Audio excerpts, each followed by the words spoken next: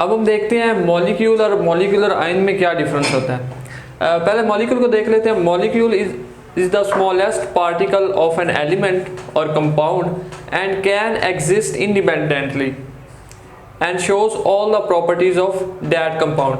यानी क्या होता है कि एक जो मॉलिक्यूल होता है वो किसी भी कंपाउंड का या एलिमेंट का एक सिंपलेस्ट पार्ट होता है, ठीक है, एंड स्मॉलेस्ट पार्टिकल होता है उसका, and it can exist independently. जो मॉलिक्यूल है वो इंडिपेंडेंटली एग्जिस्ट कर सकता है और इसमें एक मॉलिक्यूल में उस पूरे एलिमेंट की और या कंपाउंड की पूरी जो है वो प्रॉपर्टीज होती हैं। फॉर एग्जांपल जिस तरह H2O है, तो H2O का जब हम एक मॉलिक्यूल लेते हैं तो वो क्या होता है H2O। एक मॉलिक्यूल है तो इसका ये हमें सब कुछ बता देता है कि जो वाटर है उसमें जो वाटर जिन मॉलिक्यूल से मिलकर बना है वो उनका क्या फार्मूला है, H2O है, ठीक है। उसमें दो जो एटम्स हैं वो हाइड्रोजन के हैं और एक एटम ऑक्सीजन का है, ठीक है। तो ये सारी जो प्रॉपर्टीज़ हैं उस एक कंपाउंड की बता देता है सिर्फ एक मॉलिक्यूल। जबकि एक मॉलिक्यूलर आयन क्या होता है, it is formed by gaining और losing of electrons by a molecule.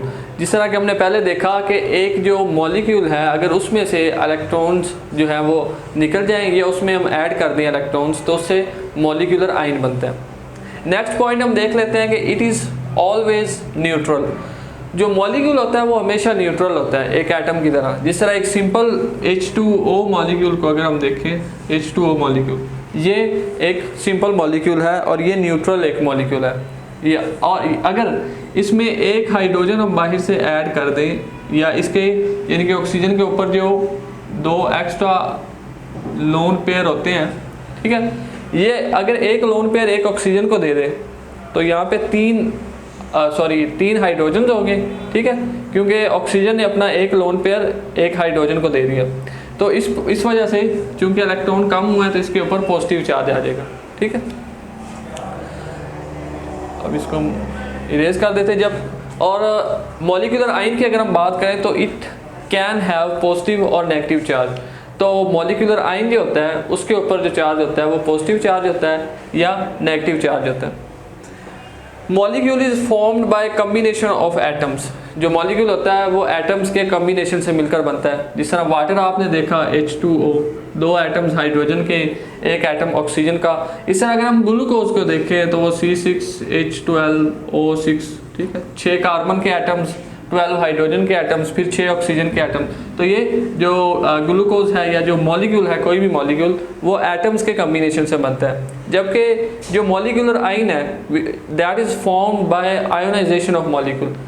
इसी मॉलिक्यूल में से अगर हम आयोनाइजेशन हो यानी इसमें इलेक्ट्रॉन लूज हो या गेन हो तो उससे जो स्पीसी बनेगी उसे मॉलिक्यूलर आयन कहेंगे। It is a stable unit. जो मॉलिक्यूल है वो एक स्टेबल यूनिट है। H2O है तो वो अगर हम उसको रखेंगे तो मोस्टली वो रिएक्ट नहीं करता, फिर जो भी नॉर्मल कंडीशंस में वो रिएक्ट नहीं करता। या ग्लूकोज है तो वो भी आगे मज़ीद रिएक्शन नहीं करते क्योंकि उन पर कोई चार्ज नहीं होता। जबकि मॉलिक्यूल जो होता है उसके ऊपर क्योंकि चार्ज होता है then it is a reactive species. तो ये जो है वो दूसरे मॉलिक्यूल्स जो हैं या दूसरे जो भी कंपाउंड्स हैं, एटम्स हैं, उनके साथ रिएक्शन करने की सलाहियत रखता है और बहुत ज़्यादा रिएक्टिव होता है, ठीक है। तो ये था हमारा आज का लेक्चर जिसमें हमने मॉलिक्यूल को पहले देखा, ठीक है, उसके बाद हमने मॉलिक्यूलर आयन को देखा, उसकी टाइप्स को देखा और एंड पे हमने डिफरेंस देखा मॉलिक्यूल और मॉलिक्यूलर आयन में, ठीक। तो ये आज का लेक्चर था। मज़ीद इस तरह के लेक्चर्स देखने के लिए आप डिस्क्रिप्शन में लिंक हैं इस तरह के 9th क्लास के पूरे चैप्टर 1 के, तो आप वो विज़िट कर सकते हैं। और ज़्यादा से ज़्यादा जो वीडियोज़ हैं उनको लाइक करें, आप चैनल को सब्सक्राइब करें, दूसरे जो दोस्त हैं उनके साथ शेयर करें। Thank you.